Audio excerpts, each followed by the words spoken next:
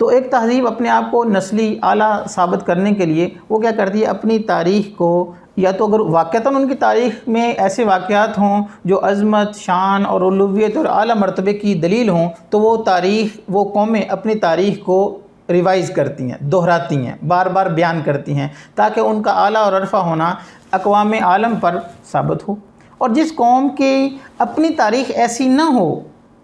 کہ وہ اس کے تاریخ میں کوئی ایسے واقعات امانت کے، دیانت اور صداقت اور صدق اور کے واقعات کچھ ایسے نہ ہوں، تو پھر وہ قومیں کیا کرتی ہیں، وہ تہذیبیں کیا کرتی ہیں، وہ اپنی تاریخ کو ریکنسٹرکٹ کرتی ہیں۔ یعنی تاریخ کے حوالے سے یہ بات واضح رہنی چاہیے کہ تاریخ کسی قوم کا ماضی ہوتا ہے، کل ہوتا ہے، جو گزرا ہوا کل ہے۔ تو جو گزرا ہوا کل ہے اس میں فار ایگزامپل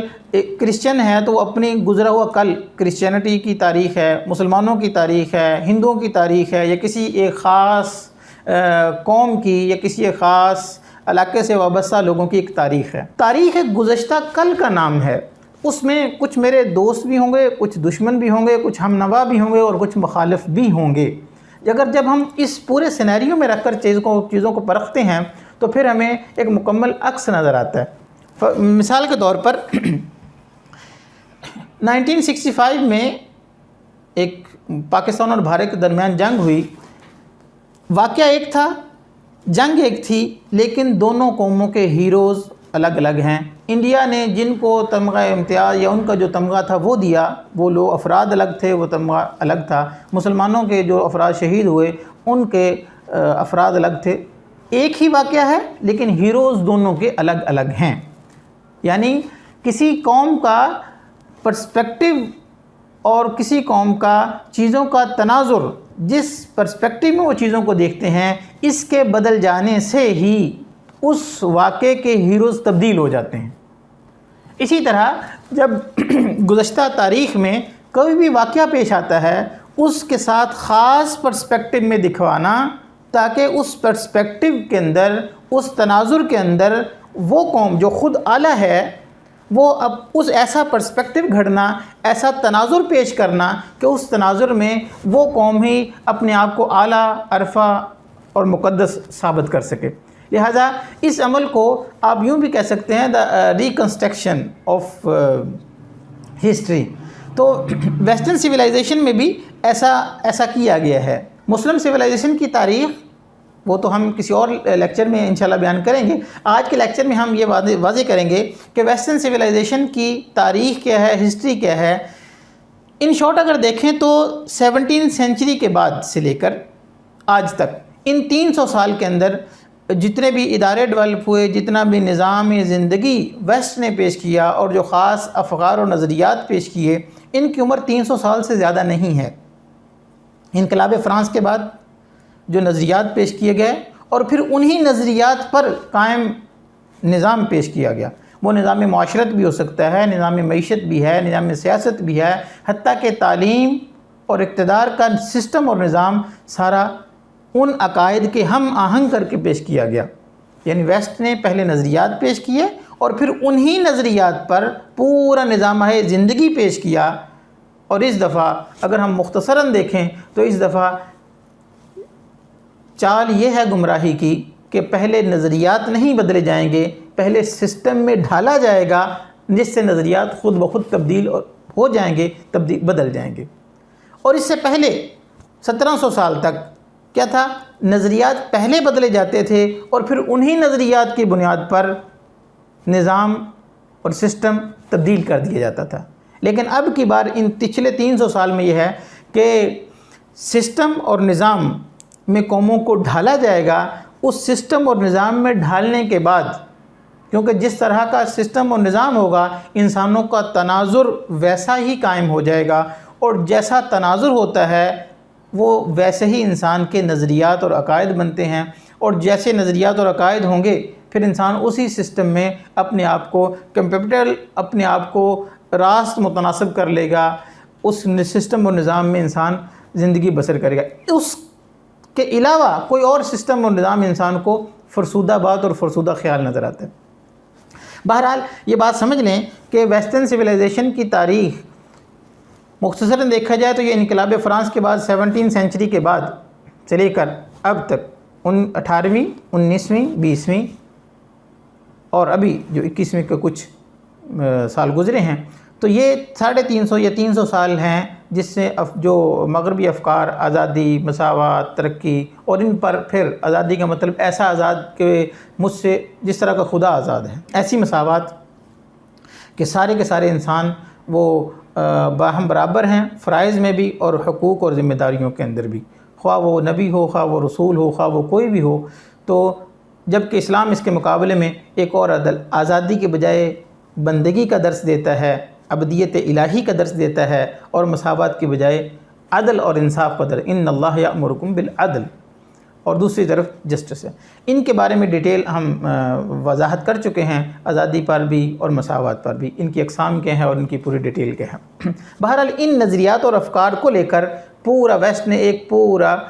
سسٹم اور نظام پیش کیا۔ وہ مالیاتی نظام بھی ہے جس کو کیپٹلزم کہتے ہیں، وہ سیاسی نظام بھی ہے جس کو جمہوریت یا عملی جمہوریت کہتے ہیں، اور وہ ایک معاشرتی نظام بھی ہے جس کو سول سوسائٹی اور سول کلچر کہتے ہیں، جس کے بارے میں بھی ہم ڈیٹیل سے بیان کر چکے ہیں۔ ابھی ہم جس بات پہ گفتگو کر رہے ہیں وہ ہے تاریخی پس منظر، تاریخ۔ ویسٹ اپنے آپ کو کس کے ساتھ جوڑتا ہے؟ ویسٹ اپنے آپ کو گریکس اور یونان کے ساتھ جوڑتا ہے۔ گریکس کون تھے، یونان کون سے، یہ بات یاد رکھیں۔ اور قبل از تاریخ جن باتوں کو کہا جاتا ہے، it is a before history, جو قبل از تاریخ کن واقعات کو کہا جاتا ہے؟ تو جو اس وقت جو ماڈرن ہسٹری ہے، جو ماڈرن تاریخ ہے، اس ماڈرن تاریخ میں تاریخ کی ابتدا وہ 600 سال قبل از مسیح سے ہوتی ہے۔ 600 سال قبل از مسیح سے تاریخ کا آغاز اور تاریخ کی ابتدا کی جاتی ہے۔ وہ گریکس کا دور تھا، یونانیوں کا دور تھا، تو یہ فیثاغورس وغیرہ یہ افراد، اور جو گریک کا جو top of the time period تھا وہ تھا حضرت عیسیٰ علیہ السلام سے 300 سال قبل از مسیح، جس میں افلاطون، ارسطو، سقراط یہ افراد تھے۔ سقراط یہ استاد تھا افلاطون کا، اور اس وقت، اور پھر آگے ارسطو یہ شاگرد تھا افلاطون کا۔ ارسطو کے بارے میں یہ کہا جاتا ہے کہ افلاطون کی جتنی بھی تشریحات تھی، توضیحات تھی، وہ ارسطو نے کی۔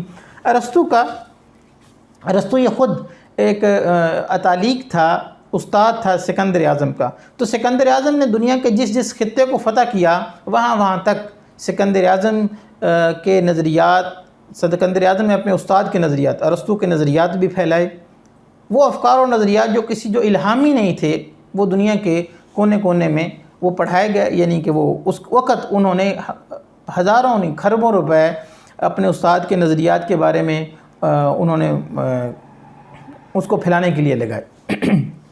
لیکن یہ بات اتنی اہم نہیں تھی کہ ایک شخص کا سوچا ہوا خیال ہے، فلکیات کے حوالے سے، اخلاقیات کے حوالے سے یا دیگر چیزوں کے حوالے سے ایک شخص کی ایک مضبوط عقل ایک چیز کو ڈیفائن کرتی ہے، تو وہ دنیا میں 200 سال، 300 سال، 400 سال تک رہ جاتی۔ لیکن اس کے ساتھ ایک اور معاملہ پیش آیا جس کی وجہ سے وہ افلاطون اور ارسطو کے افکار وہ سینکڑوں نہیں صدیوں سال تک محیط ہو گئے۔ اس کی وجہ میں آگے میں آپ سے بیان کروں گا۔ ہوا یہ کہ جب سکندر اعظم نے بہت سارے علاقوں کو فتح کر لیا، اور پھر سکندر اعظم 32 ایئرز کی ایج میں سکندر اعظم تو فوت ہو گیا۔ اس کے بعد کچھ اور سکندر جو ہے اس کے جانشین بنے، لیکن وہ نااہل سکندر تھے، اور ایک کے بعد دوسرا، دوسرے کے بعد تیسرا، اور تیسرے کے بعد چوتھا، یہ 7 سکندر بدلے، اور وہ جو اینتھر سے چلنے والی، یونان سے چلنے والی حکومت تھی، جس کو یونانی امپائر بھی کہا جاتا تھا، وہ شکست و ریخت کا شکار ہوئی، اور پھر یونانیوں پر قبضہ کر لیا رومیوں نے، اور پھر روم کی سلطنت کافی عرصے تک رہی، لیکن وہ چھینی ہوئی سلطنت تھی رومیوں نے یونانیوں سے چھینی تھی۔ ہوا یہ کہ رومیوں نے فوج، اقتدار، قبضہ اور غلبہ تو اپنا رکھا، لیکن تھاٹ، نظریہ، سوچ اور خیال اور افکار وہ یونانیوں کے ٹرانسفر ہو کر رومیوں میں آئے۔ کیونکہ یہ بات سمجھ لینی چاہیے کہ کوئی بھی نظام سسٹم کے ہم آہنگ،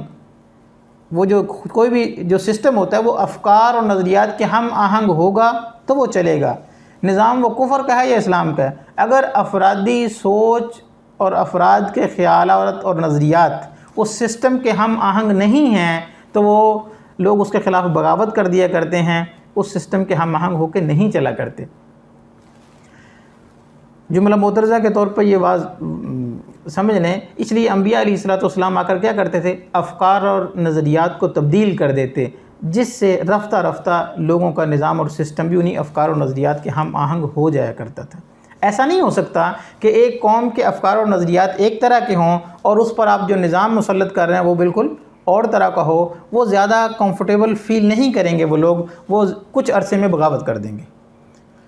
جیسے کہ موسیٰ علیہ السلام کے بارے میں فرعون کہہ رہا تھا نا کہ یہ مجھے چاہتا ہے کہ مجھے ملک مصر سے بے دخل کر دے، حالانکہ موسیٰ علیہ السلام نہ کوئی عسکری کارروائی کر رہے تھے، نہ کوئی اپنی فوج اکٹھی کر رہے تھے، اور نہ ہی کوئی ایسا معاملہ کر رہے تھے جس سے فرعون کے اقتدار کو خطرہ ہوتا۔ لیکن فرعون وہ بھانپ گیا کہ اللہ کی توحید کی طرف بلانا اور اللہ کی بندگی کی طرف بلانا، اس کا مطلب یہ ہے کہ جب لوگ اس بات پر آئیں گے تو وہ پھر میری اطاعت اور میری فرمانبرداری سے سر اٹھا لیں گے، وہ اللہ کی فرمانبرداری اور اللہ کی اطاعت کی طرف چلے جائیں گے۔ جو رومیوں نے کیا کیا کہ جو افکار اور نظریات اور خیالات تھے وہ ٹرانسفر ہوئے، وہ لیے رومیوں نے یونانیوں سے، اور ساتھ پوری سلطنت پر قبضہ بھی کیا۔ تو یوں کہہ سکتے ہیں کہ مغربی تہذیب کی بنیادیں وہ یونانی فلسفے پر ہیں اور رومی جو ان کی طریقہ کار ہیں اس پر ہیں، اور اپنے آپ کو آج کا ویسٹ اپنے آپ کو انہی دو کی طرف جوڑتا ہے۔ اس کی اگزامپل اگر آپ نے دیکھنی ہو تو آپ یوں دیکھ سکتے ہیں کہ وہ جو کتابیں آپ کو ہمارے بچوں کو نصاب میں جو پڑھائی جاتی ہیں، معیشت کی یا معاشرت کی یا اس کے علاوہ دیگر کوئی اور کتب جو پڑھائی جاتی ہیں، اس میں جب ڈیفینیشنز آتی ہیں، مثلا what is the education, what is the finance, what is the economics, جب کسی چیز کی ڈیفینیشن جو کی جاتی ہے، وہ جو لوگ تعریف کر رہے ہوتے ہیں کہ ایجوکیشن کا مطلب یہ ہے، فائنانس کا مطلب یہ ہے، ڈیموکریسی کا مطلب یہ ہے، تو وہ جو افراد بیان کر رہے ہوتے ہیں، آپ دیکھیے گا کہ وہ بیان کرنے والے لوگ، ان کا ٹائم پیریڈ یا تو عیسیٰ علیہ السلام سے 300 سال قبل از مسیح سے لے کر، یعنی یونانی اور رومی، گریکس اور روم یہاں کے فلاسفر ہوں گے، یا پھر جو 17 سینچری کے بعد سے لے کر 16 to 20 سینچری تک، اس کے درمیان ان کی ڈیٹ آف برتھ ہوگی، کیونکہ آج کا سسٹم نظام زندگی جن نظریات اور عقائد پر کھڑا ہے، اس کے راست متناسب افراد یا تو وہ وہاں پر تھے اور یا پھر وہ یہاں پر ہیں۔ یعنی جب بھی کوئی ڈیفینیشن کی جائے گی، اس ڈیفینیشن کے کرنے والے افراد، ویسے سوال یہ پیدا ہونا چاہیے، ایک فرد کے بارے میں جانتا نہیں ہوں کہ یہ کون ہے، تو میں اس کو کی ہوئی ڈیفینیشن کو کیوں ایکسیپٹ کر لوں؟ لیکن مثلا ایجوکیشن کے بارے میں مجھے ایک فرد کہہ رہا ہے کہ بھئی ایجوکیشن مین دس ون دا ایجوکیشن، اچھا بھئی میں اس کے الفاظ کو کیوں ویٹیج دوں، میں اس کے الفاظ کو کیوں مان لوں، میں اس کے الفاظ کو کیوں درست مانوں؟ میں اس کی شخصیت سے واقف نہیں ہوں، میں اس کی علمی ورتھ کو نہیں جانتا، میں اس کے ایک علمی شخصیت ہونے کو نہیں مان رہا، میں اس کے بارے میں جانتا تک نہیں، تو لہٰذا اس کی ہوئی ڈیفینیشن میرے لیے ایکسیپٹیبل کیسے ہو سکتی ہے؟ مثال کے طور پر اگر مجھے کوئی کہے کہ ابو حنیفہ رحمۃ اللہ علیہ یا امام مالک یا امام بخاری رحمۃ اللہ علیہ نے یہ کہا ہے، چونکہ ہم ان کی شخصیت سے واقف ہیں لہٰذا ان کے قول کو ہم ویٹیج دیتے ہیں، اور اگر کوئی مجھے کہے کہ فلاں جو ہیں وہ صاحب ایسا کہتے ہیں اور اس کا بندے کا نام میں نے پہلی دفعہ سنا ہے، تو میں اس کی ڈیفینیشن کو کیوں کر ایکسیپٹ کروں؟ لیکن چونکہ ہمارے ہاں رٹے کا سسٹم ہے، اس طرح کا کوئی سوال بچے اٹھاتے نہیں ہیں، تو لہٰذا اس لیے کام چل جاتا ہے۔ اور آپ میں یہ صرف یہ بتانا چاہتا ہوں کہ سسٹم کے حوالے سے جتنی بھی ڈیفینیشنز کی جاتی ہیں کہ وہ چیز کی حقیقت اور کنہ کو جاننے کے لیے کہ وہ شے اصل میں کیا ہے، اس کے بارے میں جاننے کے لیے جو لوگ وضاحت کر رہے ہوتے ہیں ان کے ڈیٹ آف برتھ چیک کیجئے، یا تو گریکس یونان کے ہیں یا وہ رومز کے ہیں، یا پھر وہ ماڈرن کلچر یعنی روشن خیالی کے جن کو 17 سینچری کے بعد کے کہا جاتا ہے، وہاں کے افراد ہیں۔ تو موجودہ جو ویسٹرن سویلائزیشن ہے، مغربی تہذیب ہے، وہ اپنے آپ کو جوڑتی ہے یونان کی طرف یعنی گریکس کی طرف یا پھر روم کی طرف، بلکہ وہاں کے الفاظ بھی یہاں پر امپورٹ کرنے کی کوشش کی جاتی ہے۔ فار ایگزامپل آپ جانتے ہوں گے کہ اکیڈمی کا لفظ، اکیڈمی جس کمرے کو کہا جاتا ہے، جس درسگاہ کو کہا جاتا ہے، وہ افلاطون جس کمرے میں بیٹھ کر ٹیچنگ کیا کرتا تھا، افلاطون جس کمرے میں بیٹھ کر درس و تدریس کیا کرتا تھا، اس کمرے کو اس قومی زبان میں، وہاں کی زبان میں اکیڈمی کہا جاتا تھا۔ تو یہ لفظ بھی ٹرانسفر ہو کر